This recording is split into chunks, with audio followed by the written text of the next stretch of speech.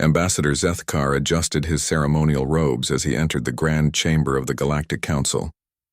The massive dome stretched overhead, filled with thousands of representatives from across known space.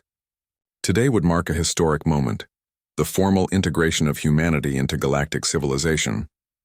The Terrans had been discovered only 50 cycles ago, a young species that had barely achieved faster-than-light travel. Standard protocol dictated a gradual introduction process spanning several centuries, but these humans seemed eager to participate, and their technological advancement rate was unusual. Esteemed council members, Zethkar began, his voice amplified across the chamber. We gather today to welcome our newest members, the species known as humans from the planet Earth. Murmurs rippled through the assembly. The Valkyrie delegation shifted nervously in their crystalline seats. The Morganti representatives clicked their mandibles in what passed for polite acknowledgement. Everyone knew the stories about humanity's rapid progress, but seeing their delegation in person was different. The human ambassador stepped forward. Sarah Chen was her name, a relatively young specimen by galactic standards. She wore simple black clothing instead of the elaborate ceremonial garments expected at such events. Her presence commanded attention despite her small stature compared to most galactic species. Thank you for this honor, she said, her voice clear and confident. Earth looks forward to contributing to galactic prosperity and peace. Council Prime Vorthak, an ancient Zelani whose skin shimmered with age and wisdom, leaned forward on his floating platform. Ambassador Chen, your species shows remarkable promise. However, integration requires adherence to established galactic law. Our civilization has maintained order for over 10,000 cycles, through careful regulation and mutual cooperation. Sarah nodded respectfully. We understand the importance of order, Prime Vorthak. However, I should mention that humanity has always approached rules and regulations with a certain flexibility. An uncomfortable silence settled over the chamber. Zethkar felt his secondary heart skip a beat. Flexibility was not a concept the Galactic Council embraced easily. Perhaps you could elaborate on what you mean by flexibility, Vorthak said carefully. Sarah's lips curved into what humans called a smile. Well, for example, your navigation laws require all ships to follow designated hyperspace lanes. We've discovered that creating new routes often leads to faster travel times and reduced congestion. The Morganti Trade Federation representative, Klixitar, practically shrieked. Unauthorized hyperspace routes are forbidden. They could destabilize local spacetime, create navigation hazards, endanger shipping. Actually, Sarah continued calmly, our preliminary surveys show that many of your current lanes are inefficient. We've identified at least 47 routes that could cut travel time by 30%, while improving safety margins. Vorthak's skin color shifted to a deep purple, indicating severe distress among his species. Ambassador Chen, these lanes were established after millennia of careful calculation by our finest astrogation experts. They cannot simply be improved. With respect, Prime Vorthak, our mathematicians have reviewed your calculations. While impressive for their time, they're based on computational methods that we surpassed several decades ago. We'd be happy to share our improvements. The chamber erupted into chaos. Representatives began shouting in dozens of languages. The Valkyrie delegation started their harmonic wailing, which typically preceded either celebration or panic. Given the circumstances, Zethkar suspected the latter. Order, order, Vorthak commanded, his voice booming through the chamber's acoustic system. Ambassador Chen, are you suggesting that humanity intends to violate established galactic navigation law? Sarah's expression remained pleasant but firm. We're suggesting that laws should serve the people, not the other way around. If a law prevents progress or improvement, perhaps the law needs to change. Councillor Threshmek of the military caste stood abruptly. His towering armored form cast shadows across nearby delegates. This attitude is precisely why younger species require supervision. You cannot simply ignore regulations because they seem inconvenient. We're not ignoring them, Sarah replied. We're improving them. There's a difference. The difference, Threshmek growled, is that improvement comes through proper channels with appropriate authorization. After extensive review and approval processes. How long do those processes typically take? Sarah asked innocently. For navigation law modifications? Perhaps 2 to 3 centuries, assuming no complications. Sarah blinked. Centuries? For route optimization? Change must be carefully considered, Vorthak explained patiently. Hasty decisions lead to chaos. This is how galactic civilization has maintained stability.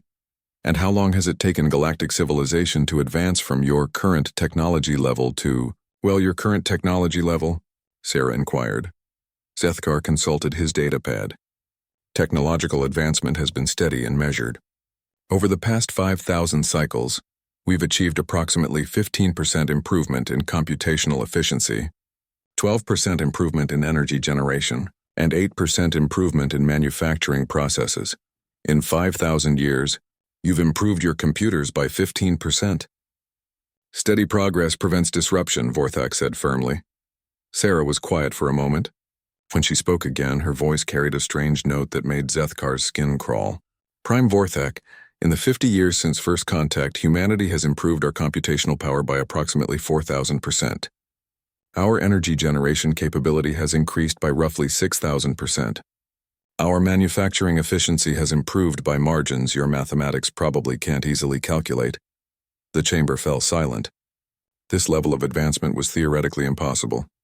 Every species had natural limits, evolutionary boundaries that constrained development. The idea that any civilization could improve so rapidly was almost heretical. That's impossible, Counselor Threshmek said weakly. We can provide documentation, Sarah offered helpfully, though you might find our research methods a bit unorthodox. What do you mean? Vorthak asked, though he seemed afraid of the answer. Well, when we encounter a problem, we typically gather relevant experts, give them resources, and tell them to solve it as quickly as possible. We don't usually wait for committee approval or spend decades debating methodology.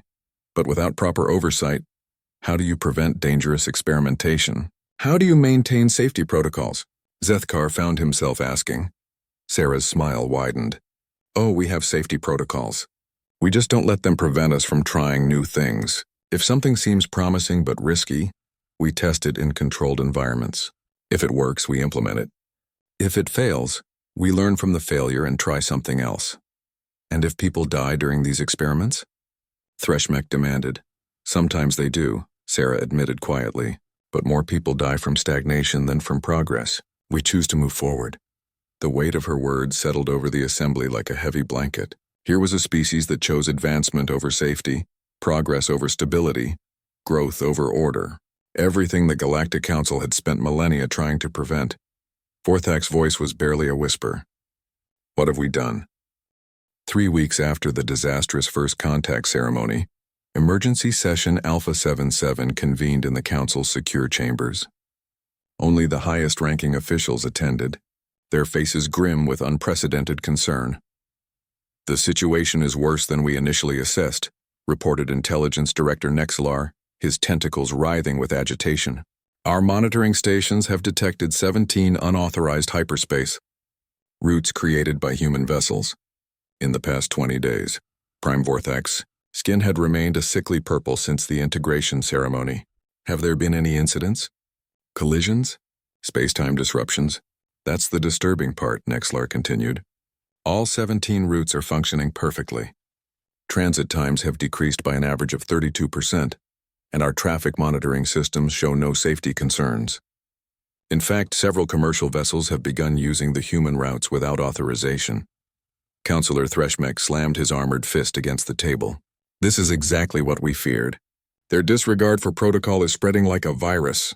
It gets worse, added Trade Coordinator Vextra, her usually melodious voice strained with worry.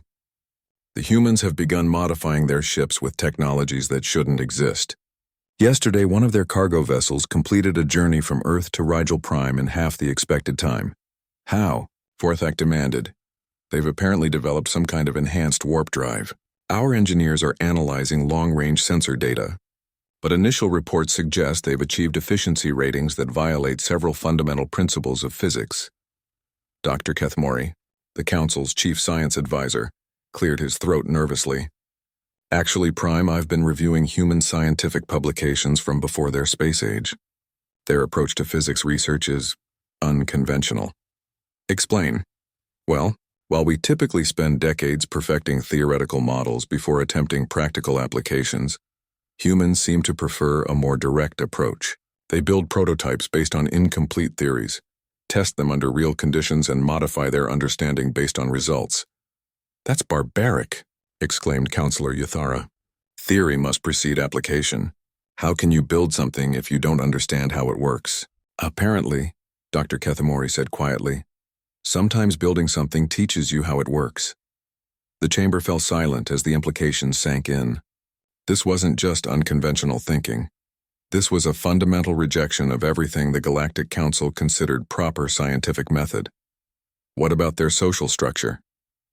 Asked Vorthak. Surely their government officials can impose order. Ambassador Zethkar, who had been studying human culture since the integration ceremony, shook his head slowly. Prime, I don't think you understand. When Ambassador Chen spoke about humanity's approach to rules, she wasn't speaking for a rebel faction. She was representing standard human thinking. Impossible. No civilization can function without proper authority structures. Their history suggests otherwise. Humans have something they call civil disobedience. When they disagree with laws or authorities, they simply ignore them. If enough humans ignore the same law, their governments typically change the law rather than punish everyone involved. Anarchy, whispered Counselor Threshmek. No, Zethkar corrected. They maintain functional societies. They just refuse to let their institutions become more important than their goals. Intelligence Director Nexlar activated a holographic display showing recent human activities. Our deep space monitoring stations have detected something else. 3 human research vessels have entered the forbidden zone around the Vorthon Nebula. Every being in the chamber recoiled. The Vorthon Nebula had been declared off-limits for over 2,000 cycles after the disaster that claimed an entire Zelani research fleet. The gravitational anomalies and unstable energy fields made it one of the most dangerous regions in known space. Have they been warned? Vorthak asked. Yes. They acknowledged our warning and continued their approach. Then they'll be destroyed. Perhaps that will teach them respect for our regulations. Dr. Kethamori looked uncomfortable. Prime, our latest sensor readings suggest they're not only surviving in the nebula, they appear to be conducting active research. That's impossible. They seem to have developed specialized shielding technology. Our analysis indicates they're using the nebula's dangerous properties as a natural laboratory for high-energy physics experiments. Counselor Yuthara stood abruptly. This has gone too far. We must invoke Article 73 and place humanity under administrative oversight. Article 73 requires evidence of danger to galactic stability, Vorthak pointed out. Evidence? They're violating navigation laws, ignoring safety regulations, entering forbidden zones, and their very presence is encouraging other species to break established protocols. How much more evidence do you need? Before Vorthak could respond, an urgent communication alert echoed through the chamber. Communications Officer Dralin materialized as a hologram. His expression panicked. Prime. Emergency report from the Vorthon system. What's the situation? The humans. They've made contact with something inside the nebula. The chamber erupted into chaos. Contact with unknown entities required specific protocols, lengthy preparation, and council authorization. Unauthorized first contact was one of the most serious crimes in galactic law. What kind of contact? Vorthak demanded. Unknown. But Prime, they're not requesting backup or council oversight. They've simply filed a standard exploration report stating they've encountered interesting new friends and are proceeding with cultural exchange. Cultural exchange? With an unknown species? Without authorization? Yes, Prime. And they've invited them to visit Earth. Intelligence Director Nexalar's tentacles went rigid with shock. They can't invite unknown aliens to their homeworld. The contamination protocols alone... Actually, Dr. Kethamori interrupted quietly, humans don't seem to have contamination protocols. Our cultural analysis suggests they typically welcome foreign influences and adapt them to their own purposes. That's madness. It's also how they developed faster-than-light travel, Zethkar observed. They discovered our technology, ignored our restrictions on sharing it with primitive species, and improved it within a single generation. The truth hit the assembled council members like a physical blow. Humanity hadn't just broken the rules accidentally. They had systematically ignored every regulation, restriction, and protocol that the Galactic Council considered fundamental to civilized behavior. And somehow, instead of destroying themselves, they were thriving. Prime, Communications Officer Drolin continued hesitantly. There's more. The humans have transmitted a formal request to address the full council. About what? They want to propose amendments to the Galactic Charter. Vorthak's skin shifted to a deep, alarming shade of black. Amendments to the Charter itself? Yes, Prime. Ambassador Chen's message states that they've identified several inefficiencies in galactic governance and would like to suggest improvements. The silence that followed was deafening. The Galactic Charter hadn't been amended in over 3,000 cycles. It was considered a sacred document, the foundation of interstellar civilization. Schedule the session, Vorthak said finally, his voice hollow with resignation. Prime, Counselor Threshmek asked in disbelief. If we refuse, they'll probably just implement their improvements anyway, Vorthak replied wearily. At least this way, we might have some input into our own destruction. As the council members filed out of the chamber, each lost in their own thoughts about the implications of humanity's arrival. None of them noticed Dr. Kethmori quietly accessing the human research data from the Vorthon Nebula. What he discovered there would keep him awake for weeks. The humans hadn't just made contact with an unknown species. They had solved a 2,000-year-old mystery, turned one of the galaxy's most dangerous regions into a research facility, and apparently made friends with beings that the Council's own scientists had never even suspected existed. And they had done it all in less than a month, using equipment they had built themselves, following theories they had developed by ignoring everything the Council considered scientifically sound. Dr. Kethmori quietly updated his personal research notes with a single, terrifying observation. Human scientific method may not be chaotic. It may simply be superior. The day of humanity's address to the full Galactic Council arrived with all the ceremony of a funeral. Representatives from 47 species gathered in the Great Chamber, their conversations muted by apprehension. Word of human activities had spread throughout civilized space, creating the first real crisis of confidence in Council authority since the founding. Ambassador Sarah Chen entered the chamber, accompanied by a small delegation that immediately drew attention. One was clearly human, but the others were entirely unknown. Tall, graceful beings with crystalline features that seemed to shift between solid and translucent states. Prime Vorthak, Sarah announced with her characteristic calm confidence. I'd like you to meet Ambassador Velthar of the Ethereal Collective. The crystal being stepped forward, its voice resonating like wind chimes in a gentle breeze. Greetings, Council of the Galaxy. We bring tidings from beyond the Vorthon Nebula, where we have dwelt for millennia, watching and waiting. Pandemonium erupted. Species that had spent centuries exploring space, convinced they had cataloged every intelligent race, suddenly faced evidence of an entire civilization they had never detected. Worse, humanity had not only found them, but apparently convinced them to attend a council session. How long have you existed in the nebula? Vorthak asked, struggling to maintain his composure. By your measurements, approximately 4,000 of your cycles, Velthar replied. We observed your early attempts at exploration, but found your approach limiting. Limiting. Counselor Threshmek bristled. Our exploration protocols are the result of centuries of careful development. Indeed. You probe cautiously, retreat at the first sign of danger, and classify regions as forbidden when they prove challenging. We watched 17 of your expeditions turn back before penetrating even the outer layers of our home. Dr. Kethmori leaned forward eagerly. But how did the humans succeed where we failed? Velthar turned toward Sarah with what might have been amusement. They arrived, ignored our defensive systems, flew directly through our most dangerous regions, and when we challenged them, they simply said hello and asked if we wanted to be friends.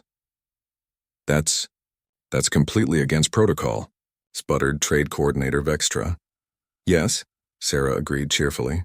We're not very good at protocols, but we're excellent at making friends. Prime Vorthak raised a hand for silence.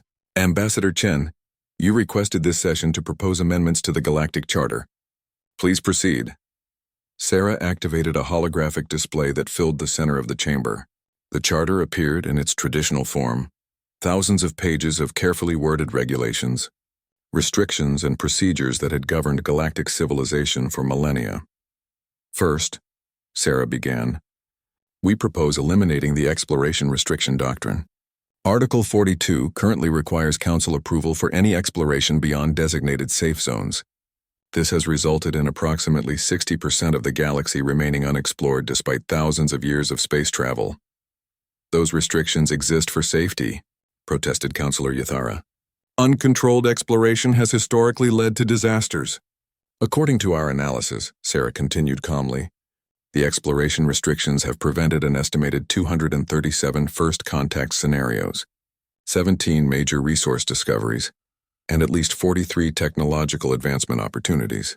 The safety benefits appear minimal compared to the costs. She gestured, and the display showed a detailed breakdown of human exploration activities over the past month. In 30 days, using what you consider recklessly dangerous methods, we've made contact with 6 previously unknown species, discovered 4 new trade routes, located 3 resource-rich systems, and solved several long-standing scientific mysteries. Casualties? Threshmek demanded. 0. Impossible. Not impossible, just different methodology. Instead of assuming everything unknown is dangerous, we assume everything unknown is interesting until proven otherwise. Dr. Kethmori was frantically taking notes. Could you elaborate on your safety procedures? We prepare for problems instead of avoiding them, Sarah explained. Our ships carry advanced medical facilities, emergency supplies, communication arrays, and repair equipment. If something goes wrong, we fix it. If we can't fix it, we learn from it and design better solutions. Ambassador Velthar added, this approach is why we chose to reveal ourselves.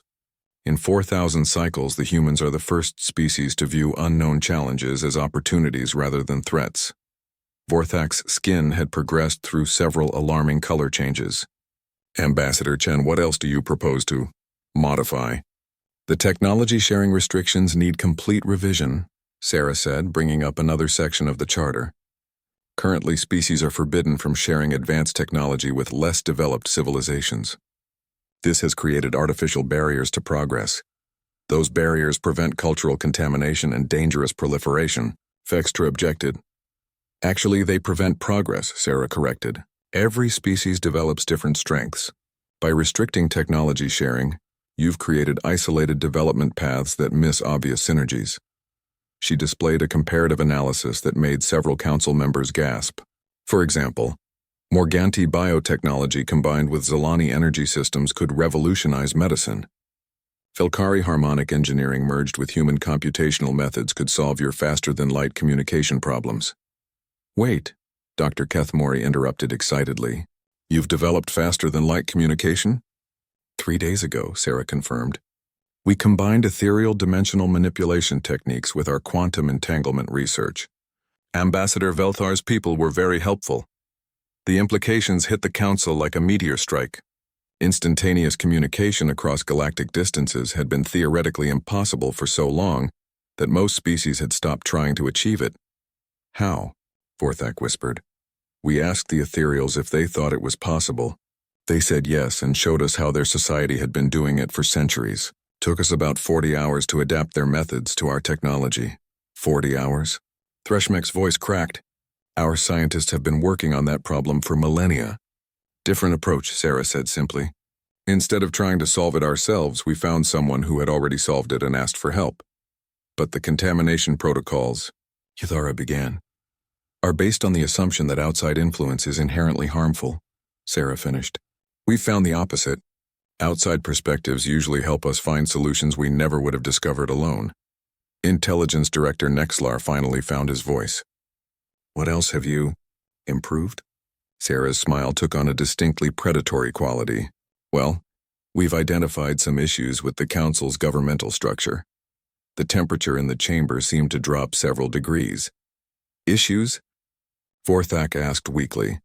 The current system requires unanimous consensus for any major decision. This means a single obstructionist can paralyze the entire galactic government indefinitely. Last year, a proposal to update star charts was delayed for 6 months because one councillor objected to the font choice. Several representatives shifted uncomfortably. The font debate had been particularly embarrassing. We propose replacing unanimous consensus with adaptive democracy, Sarah continued. Important decisions are made by qualified majorities, with different voting thresholds based on the scope and urgency of the issue. Emergency situations can be addressed immediately, routine matters can be handled efficiently, and only truly fundamental changes require extensive debate. That's actually quite reasonable, Dr. Kethmori muttered, then looked surprised at his own words. We've also designed an implementation framework that maintains stability while allowing for rapid response to changing circumstances, Sarah added. The entire system could be operational within 6 months. 6 months? Vorthak stared at her in disbelief. Constitutional changes require decades of careful consideration. Why? Sarah asked innocently. The question hung in the air like a toxic cloud. Why indeed? The council had spent so long assuming that slow change was inherently better than fast change that they had never seriously questioned the assumption. Change is dangerous, Threshmek said finally. But his voice lacked conviction. Stagnation is more dangerous, Ambassador Velthar observed. Your council has been debating the same trade regulation proposals for 300 cycles, while commerce routes grow increasingly inefficient. How would you know? Yathara demanded. We've been monitoring your public transmissions, Velthar replied calmly. Your debates are quite educational, though somewhat repetitive. As the full implications of humanity's proposals sank in, Prime Vorthak realized they faced an unprecedented situation. The humans weren't just suggesting minor modifications, they were offering to revolutionize galactic civilization itself. And they had already proven that their unconventional methods produced remarkable results. Ambassador Chen, he said slowly, what happens if the council rejects your proposals? Sarah's expression remained pleasant, but her eyes held an unmistakable glint of determination. Then we'll implement them anyway and invite everyone else to join us when they're ready. The chamber fell silent as every representative contemplated the same terrifying thought. Humanity was perfectly capable of creating their own galactic civilization, and it would probably work better than the current one. The emergency session stretched into its 15th hour as council members grappled with an unprecedented crisis. In the private chambers behind the main assembly hall, faction leaders met in desperate consultation while their aides monitored human activities across the galaxy. The situation is deteriorating rapidly, reported Intelligence Director Nexlar, his tentacles writhing with exhaustion. 23 species have formally requested permission to implement human-designed trade routes. The Morganti Federation has already begun unauthorized cooperation with human biotechnology researchers. And the Velkari have started broadcasting their harmonic frequencies on human communication networks. Prime Vorthak hadn't changed from his alarming black coloration in hours. What about the military response to their constitutional proposals? General Korthax of the Defense Coalition stepped forward, his massive form casting shadows across the room. Prime, I must report that our strategic assessment has encountered complications. Explain. We attempted to evaluate Earth's defensive capabilities using standard threat assessment protocols. The results are, he paused, searching for appropriate words, confusing. How can a threat assessment be confusing? Demanded Counselor Threshmek. Human military doctrine appears to be based on controlled chaos. They maintain multiple seemingly contradictory defense strategies simultaneously. Their weapon systems violate several engineering principles we consider fundamental. And their tactical planning assumes variables that our computers classify as impossible. Dr. Kethmori looked up from his datapad. Could you be more specific? For example, General Korthax continued reluctantly, they've armed their cargo vessels with weapons that are supposedly non-lethal, but can disable a battlecruiser. They've established what they call defensive positions in open space, with no visible fortifications. And their fleet compositions include ship types that don't exist in any known military classification system. What kind of ships? Vorthak asked. Science vessels equipped with military-grade shields and weapons, hospital ships that can outrun interceptors, civilian transports carrying sensor arrays more sophisticated than our intelligence-gathering platforms. Every human ship appears to be designed for multiple purposes simultaneously. Ambassador Zethkar, who had been quietly monitoring human communications, cleared his throat. I believe that's intentional. Human culture seems to reject specialization in favor of adaptability. That's inefficient, protested Trade Coordinator Vextra. Is it? Dr. Kethmori challenged. Their ships can switch from exploration to combat to medical support as circumstances require. Our specialized vessels can only perform their designated functions. Before anyone could respond, Communications Officer Dralin burst into the chamber, his usually composed demeanor shattered by panic. Prime, emergency transmission from the border systems. What now? Forthak asked wearily. The humans have made contact with the Devourers. The chamber fell silent. The Devourers were the galaxy's nightmare, a machine intelligence that consumed entire worlds, converting all matter into more of themselves. 3 star systems had been lost to them over the past millennium, despite the combined efforts of the entire galactic military. Are they requesting emergency assistance? General Korthax demanded, already reaching for his communication array.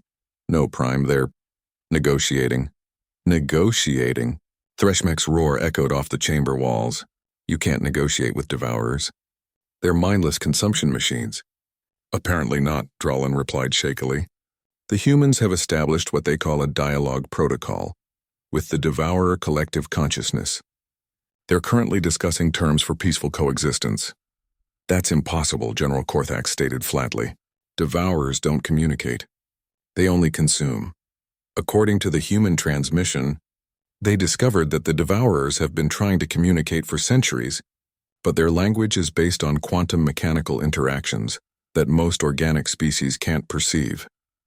Dr. Keth Mori was frantically inputting data into his research terminal. Of course, if their consciousness operates on quantum levels, they would perceive our standard communication attempts as background noise. How did the humans discover this? They asked the ethereals if they had any ideas about quantum consciousness communication. Apparently, the ethereals have been aware of Devourer intelligence for millennia, but never thought to mention it because no one ever asked. Forthak's skin shifted to a sickly green. What are the terms being discussed? The humans are proposing what they call a resource management partnership. The Devourers can continue converting matter, but only in designated areas that don't contain inhabited worlds. In exchange, they'll share their matter conversion technology and assist with large-scale engineering projects. Share technology with the Devourers? General Korthax sputtered. That's madness. Actually, Dr. Kethamori said quietly, matter conversion technology could solve the resource scarcity problems that have plagued the Outer Rim systems for decades. And if the Devourers betray the agreement? Ambassador Zethkar consulted his cultural analysis data. Based on human historical patterns, they've probably already planned for that contingency. Humans seem to prepare for betrayal while hoping for cooperation. Prime, Drellin continued nervously. There's more. The humans have invited Devourer representatives to participate in their alternative galactic government proposal. Their what? They're calling it the Galactic Cooperation Initiative. It's designed to include any species interested in what they term productive collaboration, regardless of biology, consciousness type, or technological base. Intelligence Director Nexlar's tentacles went rigid. Are you saying they're building a competing galactic government? Not competing, Drellin clarified. Parallel. They've invited all current council species to participate in both systems simultaneously. They say there's no reason to choose between cooperation and bureaucracy, when you can have cooperation without bureaucracy. The implications crashed over the assembled officials like a tsunami. Humanity wasn't trying to reform the Galactic Council. They were making it irrelevant by offering a superior alternative. How many species have expressed interest? Forthak asked, though he seemed afraid of the answer. 37, Prime, including 4 of our core members. Which 4? The Morganti Federation, the Velkari Harmonious Collective, the Ethereal Collective, and, Drellin swallowed hard, the Zelani Republic. Forthak's own species was abandoning the council he led. The betrayal hit him like a physical blow. Prime, Dr. Kethmori said quietly, perhaps we should consider the possibility that the humans are correct. About what? About everything. Their exploration methods have made more discoveries in weeks than we've achieved in centuries. Their technology development has solved problems we considered unsolvable. Their diplomatic approach has succeeded where our protocols have failed for millennia. And now they've apparently found a way to peacefully coexist with our greatest threat. You're suggesting we abandon thousands of years of civilization? Threshmek demanded. I'm suggesting we acknowledge that our civilization may not be working as well as we thought, Dr. Kethmori replied. When was the last time the Council accomplished something genuinely beneficial for galactic society? The question hung in the air like an accusation. Council members looked at each other, searching their memories for recent achievements, and found mostly bureaucratic accomplishments and administrative victories. The Great Trade Regulation Reform of Cycle 2847 offered Vextra Weekly, which took 53 years to implement and reduced trade efficiency by 12%. Dr. Kethmori pointed out. The Stellar Cartography Update Project, suggested Zethkar, still in committee after 37 years. The Cultural Exchange Enhancement Initiative died in subcommittee due to procedural disputes. As the uncomfortable silence stretched on, Communications Officer Dralin cleared his throat again. Prime, I'm receiving another transmission from Ambassador Chen. Now what? Vorthak asked resignedly. She's inviting the council leadership to visit the Human Ethereal Research Facility in the Vorthan Nebula. She says they've made a discovery that might interest us. What kind of discovery? According to her message, they've found a way to accelerate stellar formation and might be able to create new habitable systems on demand. The chamber erupted into chaos as the implications sank in. The housing shortage that had plagued galactic civilization for millennia, the territorial disputes over habitable worlds, the resource wars that had claimed millions of lives, all potentially rendered obsolete by human ingenuity and their willingness to ignore conventional wisdom. When do we leave? Dr. Kethmori asked quietly. Leave for where? Vorthak replied. For the Vorthan Nebula. If there's even a chance they've actually solved artificial stellar engineering, we need to see it. General Korthax nodded slowly. And if it's real, we need to understand how they accomplished in weeks what our best scientists couldn't achieve in millennia. As the council leadership began planning their first Journey into the Forbidden. zone they had spent 2,000 years avoiding, none of them noticed Ambassador Zethkar quietly updating his personal notes with a single devastating observation. Day 127 since human contact. Beginning to suspect that everything we call impossible is simply something we haven't figured out yet.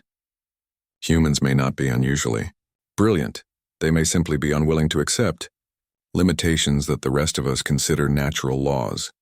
The journey to the Vorthan Nebula aboard the Human Research Vessel Curiosity proved to be an education in itself.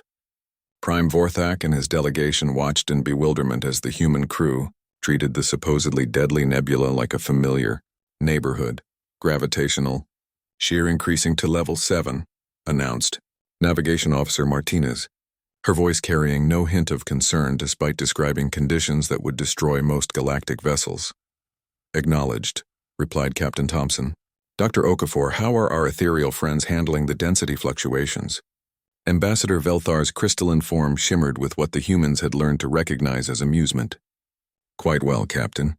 The nebula's energies are actually quite soothing once you learn to harmonize with them, rather than resist them. Dr. Kethmori frantically recorded everything he observed. The ship's hull showed no signs of stress despite traveling through space that Council science considered impassable. More disturbing, the crew seemed genuinely relaxed. How are you maintaining structural integrity? He asked Captain Thompson. Combination of techniques, she replied cheerfully. The ethereals taught us to work with the nebula's natural flows instead of fighting them. We also incorporated some devourer technology. Turns out they're excellent engineers when you can actually talk to them. Devourer technology. General Korthax's armor clanked as he leaned forward. In your ship? Just the adaptive shielding systems, Captain Thompson assured him. Amazing stuff. The shields actually get stronger when exposed to hostile conditions. Perfect for exploration work. Through the viewports they could see the nebula's heart approaching, a region where matter and energy danced in patterns that defied conventional physics. And there, impossibly, hung a massive structure that looked like a cross between a space station and a star. What is that? Vorthak whispered. Stellar nursery prototype, Ambassador Chen replied, joining them at the observation deck. We're calling it Project Genesis. The idea is to create stable stellar formation using controlled gravitational manipulation. That's impossible, Dr. Kethmori stated automatically, then caught himself. I mean, our calculations suggest. Your calculations are based on passive observation of natural stellar formation, interrupted Dr. Elena Vasquez, the project's lead scientist. We decided to try active intervention instead. As they approached the structure, its true scale became apparent. It was larger than most space stations, composed of materials that seemed to shift between solid and energy states.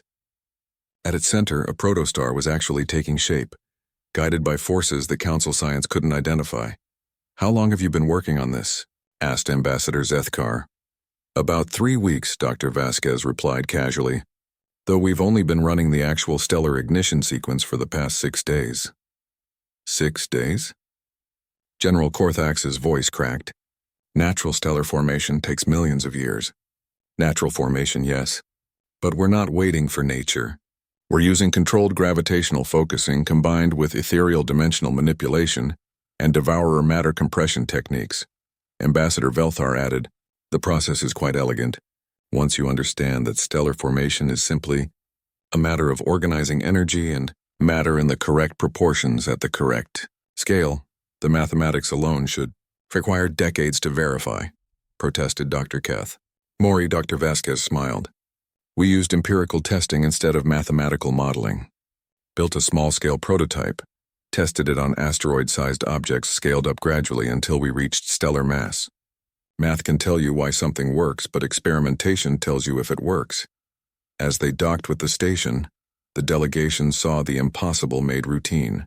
Human technicians worked alongside ethereal energy manipulators and, most shocking of all, devourer machine units in perfect cooperation. "Aren't you concerned about the devourers consuming your station?" Counselor Threshmek asked nervously. "Not really," replied Chief Engineer Park. "They're as interested in stellar engineering as we are. Turns out they've been trying to create stable energy sources for their collective consciousness for eons. This project benefits everyone."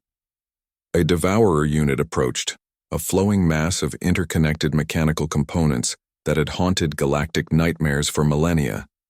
When it spoke, its voice resonated through quantum frequencies that the station's translation systems converted to standard galactic. "Greetings, Council representatives. We appreciate this opportunity to demonstrate productive cooperation rather than the destructive conflict your species have historically preferred." Forthak's skin shifted through several colors before settling on a pale gray. You've been wanting to communicate all along?" "Naturally. Consumption without purpose is inefficient. We have always sought partners who could provide context for our abilities. Humans excel at finding productive applications for any resource, including us." The tour that followed shattered every assumption the Council delegation had held about physics, engineering, and interspecies cooperation. They watched human engineers directing ethereal energy manipulators to shape gravitational fields while devourer units provided precise matter compression in patterns that created stable stellar course. "The key insight," Dr. Vasquez explained as they observed the protostar beginning to emit its first sustainable nuclear reactions, "was recognizing that each species has different strengths. Humans are good at seeing patterns and adapting quickly. Ethereals can manipulate energy in ways we can't match. Devourers can process matter at scales that would be impossible for organic life. But the coordination required," began Dr. Kethamori, "is actually quite simple when everyone involved wants the project to succeed," Ambassador Chen finished. "We don't waste time on territorial disputes or jurisdictional arguments. We focus on results." Ambassador Velthar gestured toward the growing star. "This stellar formation will complete in approximately 47 of your standard days. The resulting system will include 8 planets, 3 of which will be capable of supporting various forms of life." "You're creating an entire solar system?" Forthak asked weakly. "Our first complete system," Dr. Vasquez confirmed, "but we're already planning improvements for the next one. The Devourers have suggested some modifications that could reduce formation time to about 20 days. "How many systems are you planning to create?" General Korthax asked. "As many as needed," Ambassador Chen replied simply. "The galaxy has room for millions of additional habitable worlds. No reason anyone should fight over living space when we can just make more." As they prepared to return to Council space, Dr. Kethmori made one final attempt to understand the humans' approach. "Ambassador Chen, how do you coordinate such complex projects without extensive planning and oversight?" "We plan extensively," she replied, "but we plan for adaptation, not control. Instead of trying to predict every possible outcome, we prepare to handle whatever actually happens. And if you're wrong, if something goes catastrophically wrong, Sarah looked out at the growing star, where their impossible project was succeeding beyond all conventional expectations. Then we learn from the failure and try something different. But Dr. Kethmori, the biggest catastrophe would be never trying at all. During the return journey, the council delegation sat in stunned silence, processing what they had witnessed. Finally, Prime Vorthak spoke the words that everyone was thinking. "We've been doing everything wrong, haven't we?" Dr. Kethmori nodded slowly. "For thousands of years, we've prioritized avoiding failure over achieving success. We've built a civilization based on not making mistakes rather than making progress. The humans don't seem to fear failure," observed Ambassador Zethkar. "They treat it as information." General Korthax was studying the data they had gathered. "Their success rate is actually quite high. They just don't let the possibility of failure prevent them from attempting difficult projects, which means," Counselor Threshmek said reluctantly, "that their seemingly reckless approach is actually more effective than our careful, methodical systems." "More effective at what?" asked Vorthak. "At everything," Dr. Kethmori replied quietly. "Exploration, research, diplomacy, engineering, problem-solving. They've outperformed us in every area where we thought our methods were superior." As the council ship approached galactic space, Communications Officer Dralin received an urgent transmission from the capital. "Prime, I'm receiving reports from across the galaxy. 41 species have now formally requested to join the Human Galactic Cooperation Initiative. The Morganti Federation has withdrawn from the Council to pursue exclusive partnership with human research projects and what? 3 more Council member species have announced they're relocating their governments to human-designed habitats in the Outer Rim systems." Vorthak's skin had progressed to a deep, resigned purple. "How long before the Council becomes irrelevant?" "Based on current trends," Dr. Kethmori calculated, "approximately 6 months. Unless we adapt. Adapt how?" "By joining them," Ambassador Zethkar said quietly. "By admitting that they've found a better way and learning from them instead of opposing them." As the ship carrying the Council's leadership back toward their rapidly changing galaxy, each member of the delegation privately contemplated the same terrifying and liberating thought. Perhaps it was time to stop governing and start cooperating. Behind them, the first artificially created star continued to grow, a bright symbol of what became possible when civilizations chose progress over protocol. 1 year after first contact, the Great Assembly Hall of the former Galactic Council had been transformed into something unprecedented in galactic history. Representatives from 93 species, including 47 that had been unknown before human exploration, gathered not for rigid formal proceedings, but for what humans called a collaborative planning session. Prime Vorthak, whose title had evolved from council leader to coordination facilitator, looked out over the bustling assembly with skin that had settled into a comfortable blue-green, a color that would have been impossible during the stress of the old system. "Status report from the Stellar Engineering Division," announced Dr. Elena Vasquez, who now oversaw the galaxy's most ambitious terraforming project. 17 new star systems are currently in formation, she reported. 3 completed systems have been successfully populated with volunteer colonists from 11 different species. The Ethereal Devourer collaborative refinements have reduced formation time to an average of 12 days per system. Enthusiastic approval sounds echoed across the chamber, harmonic resonances from the Velkari, clicking mandibles from the Morganti, and what the Devourers had taught everyone to recognize as quantum applause. Ambassador Chen, now serving as the galaxy's first Chief Integration Officer, smiled as she watched the proceedings. The transformation had been more complete than even she had anticipated. Trade and Resource Allocation Update called out former Trade Coordinator Vextra, whose voice now carried notes of genuine excitement rather than bureaucratic exhaustion. All resource shortage issues have been resolved through the Devourer matter conversion partnerships, she announced. The mineral scarcity that plagued the Outer Rim systems for 3 centuries has been eliminated. Additionally, we've established sustainable manufacturing protocols that can produce any required materials on demand. A being that looked like a mobile tree, one of the species discovered in humanity's systematic exploration of forbidden zones, rustled its leaves in appreciation. The arboreals had joined the cooperation initiative after humans helped them solve a soil depletion crisis that had threatened their homeworld. Research and Development Consortium report, Dr. Kethmori announced, his enthusiasm for his work restored after decades of bureaucratic frustration.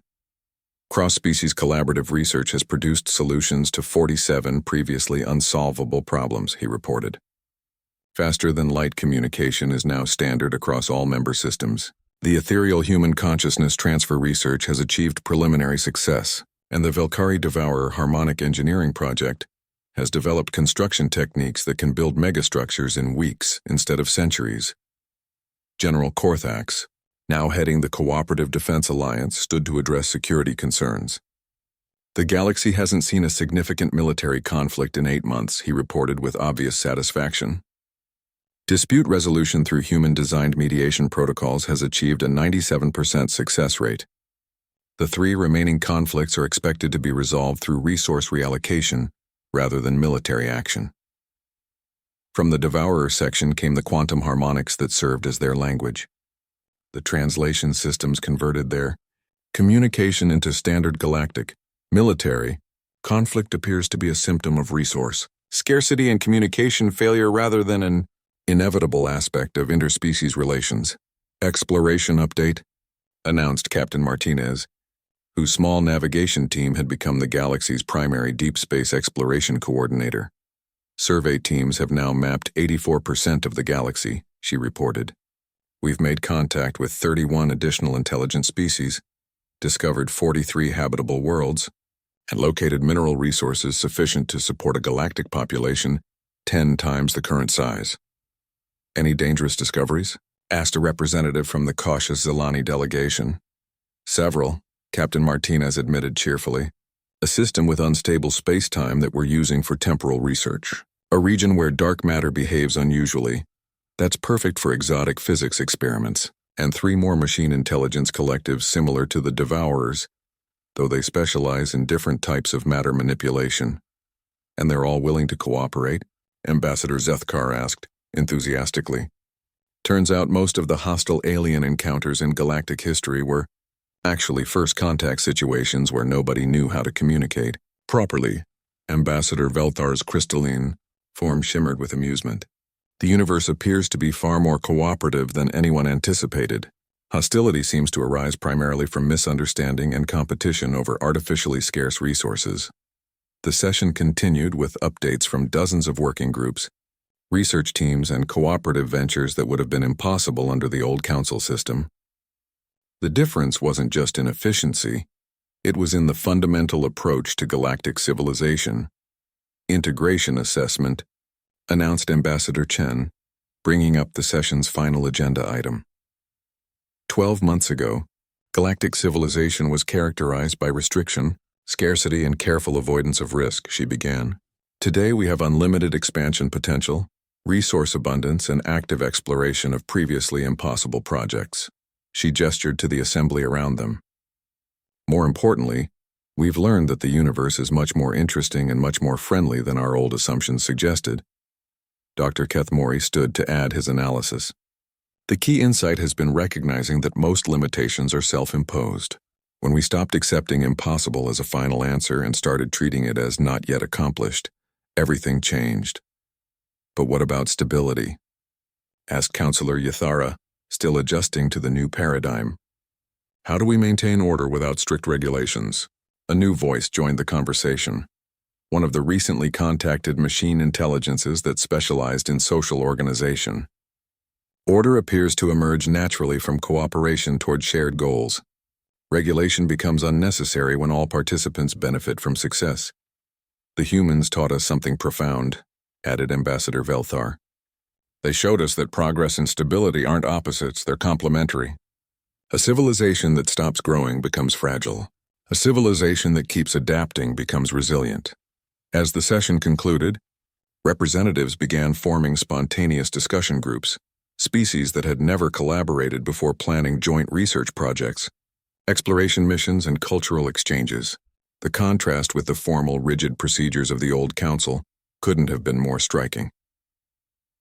Prime Vorthak approached Ambassador Chen as the assembly hall gradually emptied. Sarah, he said, using the informal address that humans had introduced to galactic diplomacy, I need to ask you something that's been troubling me. What's that? How did you know it would work? When you first arrived and started proposing these radical changes, how could you be confident that cooperation would be more effective than control? Sarah smiled. We didn't know it would work. We just knew that what you were doing wasn't working very well. That's it? You revolutionized galactic civilization based on a guess? Not a guess. An experiment. We tried a different approach, measured the results, and adapted based on what we learned. The same method we use for everything else. Borthak's skin shifted to a thoughtful amber. So simple. Yet it never occurred to us to experiment with government itself. You were too focused on avoiding failure to risk trying success, Sarah replied gently. But that's changed now. Look around. They looked out over the bustling hall where former enemies planned joint projects, where species that had never met before were becoming research partners, where the galaxy's most dangerous regions were being transformed into opportunities for discovery. What's next? Borthak asked. Extragalactic exploration, Sarah replied with a grin. The Devourers think they've detected signs of intelligent life in the Andromeda galaxy. We're planning a joint expedition to make contact. Andromeda? But that's completely outside our sphere of influence. We have no authority there, no treaties, no established protocols. Sarah's grin widened. Exactly. It'll be perfect. As the last representatives filed out of the assembly hall, the building fell quiet for the first time in months. But it was a comfortable quiet. The pause between one great achievement and the next, rather than the stagnant silence of a civilization afraid to grow. High above them, through the transparent dome of the hall, the artificial stars of humanity's stellar engineering project shone steadily in the night sky, bright symbols of what became possible when a civilization chose progress over protocol, cooperation over control, and adventure over safety. The age of the Galactic Council had ended. The age of galactic cooperation had begun. And somewhere in the vast expanse of space between galaxies, signals waited to be detected, friends waited to be made, and impossibilities